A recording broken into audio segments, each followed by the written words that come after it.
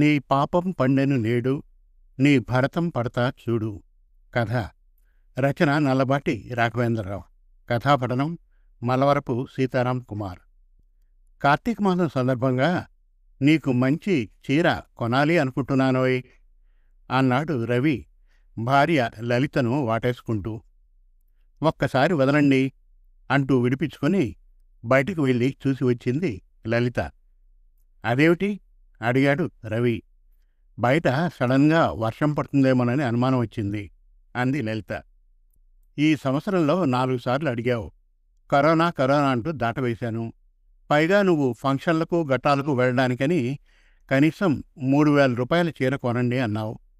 3,000 అంటే పెద్ద అమౌంట్ కదా, అందుకు కొంచెం లేట్ అయ్యింది. సరే గతం గతః, ఇప్పుడు డబ్బు రెడీగా ఉందోయ్ నడు అంటూ భార్యను కంగారు పెట్టి క్లాత్ మార్కెట్కి తీసుకెళ్లాడు రవి. మోటార్ సైకిల్ వెనకాతల కూర్చొని దారిలో నిజమేనా అంటూ అనుమానంగా భర్త రవి కళ్ళల్లోకి చూసే అవకాశం లేక వీపు గోకుతూ అడిగింది లలిత. నిజమేనోయ్ అన్నాడు రవి. మళ్ళీ చెప్పండి నిజమేనా? నిజమేనోయ్. గిల్లి చెప్పండి నిజంగా నిజమేనా? ఇదిగో గిల్లుతున్నాను, నిజంగా నిజం. రవి డ్రైవింగ్ చేస్తూనే వెనక్కు చెయ్యి పెట్టి గట్టిగా గిల్లి చెప్పాడు. అబ్బా, రోడ్డు మీదే సరదాల పండగ చేసేస్తున్నారు. గిల్లమని అన్నది చెయ్యి మీద, ఎక్కడ పడితే అక్కడ గిలితే ఎలా అన్నది గారాలిపోతూ. లలిత సత్యమంగళి షాప్కు వెళ్దాం అంది. నేను అదే అనుకుంటున్నా. ఇదివరలో అదే షాప్ అయితేనే వస్తాను అన్నావుగా, నాకు గుర్తుంది. అక్కడికే వెళ్దాం పదా అంటూ తీసుకెళ్ళి షాప్ లోపలికి ప్రవేశించారు. సేల్స్ బాయ్ ఆహ్వానించి చీరలు చూపించడం మొదలుపెట్టాడు. చాలా చీరలు చూశాక ఆ కవర్లో ఉన్నదేమిటి అని అడిగింది లలిత. ఇది 3,000 రూపాయల ఖరీదైన చీర. అమ్మగారు, ఈ చీర ఎమ్మెల్యే గారి భార్య కోసం ఉంచాం. అలాంటిది ఒకటే ఉంది. ఈ చీర అమ్మడం కుదరదు అని అన్నాడు సేల్స్ బాయ్. పైగా ఆ చీరను కనపడకుండా పక్కన పెట్టేశాడు. అలాంటప్పుడు ఆ చీర అమ్మేసినట్టే కదా. చీర అమ్మేశాక మీరిక్కడ ఉంచకూడదు. క్యాష్ కౌంటర్లో కింది అరల్లో ఎక్కడైనా పెట్టుకోవాలి, లేదా మీ గోడౌన్లో దాచుకోవాలి. కస్టమర్లకు కనపడేలా పెట్టి ఆ చీర అమ్మేది కాదు అంటే ఎలా కుదురుతుంది? పైగా పదే పదే నాకు కనపడేలా ఉంచారు. నాకు ఆ చీరే కావాలి. ఆ కలరు, ప్రింటు, బోర్డర్, క్వాలిటీ నాకు బాగా నచ్చాయి. 3,000 పర్వాలేదు. మేం కొనలేమనుకుంటున్నారా? సరే, మిమ్మల్ని ట్రబుల్ పెట్టడం నాకు ఇష్టం లేదు, కానీ ఒక నెల రోజులైనా పర్వాలేదు. అలాంటి చీర వస్తే మా నెంబర్ కౌంటర్లో ఇచ్చి వెళ్తాము, ఫోన్ చేయండి అంటూ గబగబా వెళ్ళిపోవాలి అన్న ఉద్దేశంతో పైకి లేచింది లలిత.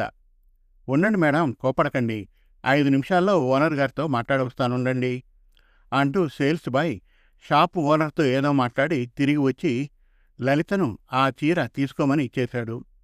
లలిత బిల్లు చెల్లించి చీరతో భర్తతో ఆనందంగా ఇంటికి వచ్చేసింది. ఇక్కడ కథకు ఇంటర్మిషన్. వారం గడిచాక ఆ చీర కట్టుకొని లలిత గుడికి వెళ్ళి కొబ్బరికాయ కొట్టి తిరిగి ఇంటికి వస్తూ అప్పుడే గుడిలోకి వస్తున్న సత్యమంగళి షాపు సేల్స్ బాయ్ని గుర్తుపట్టి అతని వైపు చూసింది.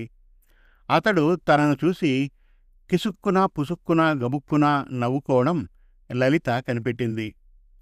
సేల్స్ బాయ్ చాలాసేపు అలా నవ్వుతూనే ఉన్నాడు. ఎక్కడో కొట్టింది లలితకు. ఏదో ఒక కథ ఉండి ఉండవచ్చు అని. ఆమె బుర్రలో గొంగళి పురుగు దొలిచేస్తోంది. అది అలా దొలిచి దొలిచి దొలిచి తన చిన్న మెదడును రంధ్రాలు చేసేస్తోంది. అంతే, ఆ అబ్బాయిని పిలిచి, నువ్వు సత్యమంగళి క్లాత్ షాప్లో సేల్స్ బాయ్ కదా, నేను కట్టుకున్న ఈ కొత్త చీర నాకు అమ్మింది నువ్వే కదా, నాకు ఈ చీర నప్పలేదా? ఎందుకు నన్ను చూసి అలా నవ్వుతున్నావు అని అడిగింది. అతను ఇంకా ఆగకుండా తెగ నవ్వుకుంటున్నాడు. లలిత ఆ అబ్బాయికి ఏదైనా ఆశ చూపితే కానీ నోరు విప్పడని అతనికి తన చేతిలోని కొబ్బరి చిప్ప ఇచ్చేసి, అసలు ఎందుకు నవ్వుతున్నావు అంటూ నిలదీసింది. అయినా అతను అలా నవ్వుతూనే ఉన్నాడు. కసుక్కున పుసుక్కున గబుక్కున. ఆ నవ్వు చాలా గందరగోళంగా ఉంది. చాలామంది చాలా రకరకాల నవ్వులు చూసింది కానీ ఈ టైప్ ఆఫ్ నవ్వు లలితకు ఈ భూప్రపంచం మీద ఎక్కడా కనిపించలేదు. నవ్వు 4 విధాలా చేటు అన్నారు పూర్వం పెద్దలు. వాళ్ళు చెప్పింది కరెక్ట్ కాదు. అప్పటికి అది కరెక్ట్ ఏమో గాని ఇప్పుడు నవ్వు 5 విధాలా చెడు అనాలి. లలితకు అనుమానం బాగా పెరిగిపోయింది. అగ్నిపర్వతం నుంచి లావా పొంగిపోయి భూప్రపంచమంతా వెదజల్లబడుతున్నట్లు మనస్సు కకావికలం అయిపోతోంది. చిందరవందర అయిపోతోంది. ఇంకా చెప్పాలంటే ఎర్ర బెన్నడి మట్టి ముఖమంతా రాసుకున్నట్టు ఉంది లలిత పరిస్థితి. ఈ నవ్వు సమస్యకు పరిష్కారం ఇది కాదు అని అనుకుంది మనస్సులో. వెంటనే ఆలోచించకుండా, తమ్ముడు, సాయంత్రం ఒకసారి మా ఇంటికి రా, 4 బెల్లంపాకం గారెలు ఉన్నాయి, పెడతాను. ఇదిగో శ్రీనగర్ కాలనీకి వచ్చి లలిత గారు అంటే ఎవరైనా చెప్తారు. సరే గాని తమ్ముడు, ఈ 100 రూపాయలు నీ జేబులో ఉంచుకో, ఎప్పుడైనా సినిమాకు వెళ్ళడానికి పనికొస్తాయి అంటూ 100 నోటు పర్సులోంచి తీసి అతని జేబులో పెట్టింది. అమ్మగారు, మీ ఫేస్ చాలా అమాయకంగా కనిపిస్తోంది. మీరు ఎవరికీ చెప్పను అంటే ఒక మాట చెప్తానండి. నేను మీ ఇంటి పక్క వీధిలోనే ఉంటున్నా అండి. అయ్యగారు నాకు కొంచెం తెలుసు. అసలు విషయం ఏమిటంటే, మీరెవరికి చెప్పరు కదా, మరి అయ్యగారిని కూడా అడగకూడదు. సీక్రెట్ ఏమిటంటే, అయ్యగారు మొన్న నాకు 50 రూపాయలు ఇచ్చి మిమ్మల్ని సత్యమంగళం షాపుకు తీసుకుని వచ్చినప్పుడు 1000 రూపాయల చీర 3000 అని చెప్పమన్నారు. పైగా అది ఎమ్మెల్యే గారి భార్య తీసుకున్నారు అని అబద్ధం ఆడమన్నారు అంటూ ఇంకా పిచ్చిగా నవ్వుకుంటూ పరుగును వెళ్ళలేదు, వెళ్ళబోయాడు ఆ అబ్బాయి. ఏరా బడుద్దాయి, నా ముఖం నీకు అమాయకంగా కనిపిస్తోందా? ఇంకా మనసులో ఏమనుకుంటున్నావురా? నేను తింగరిదాన్ని అనుకుంటున్నావు కదూ? నేను తెలివి తక్కువ దద్దమ్మని అనుకుంటున్నావు కదూ? అంటూ లలిత అతని నుండి 100 రూపాయల నోటు లాగేసుకుంది. ఇప్పుడు ఆమె 10 అడుగులకు 1 అడుగు చొప్పున ఇంటికి వెళ్తోంది. ఈ పురుష ప్రపంచం మీద ఆమెకు ఉన్న కసి, పగ, ద్వేషం ఆమె ఇంటికి వెళ్ళాక తన భర్త మీద ఎలా తీర్చుకుంటుందో ఆ దేవుడికే తెలుసు. మనకు తెలియాలంటే ఊహించుకోండి, ఎవరికైనా తప్పకుండా అర్థమవుతుంది.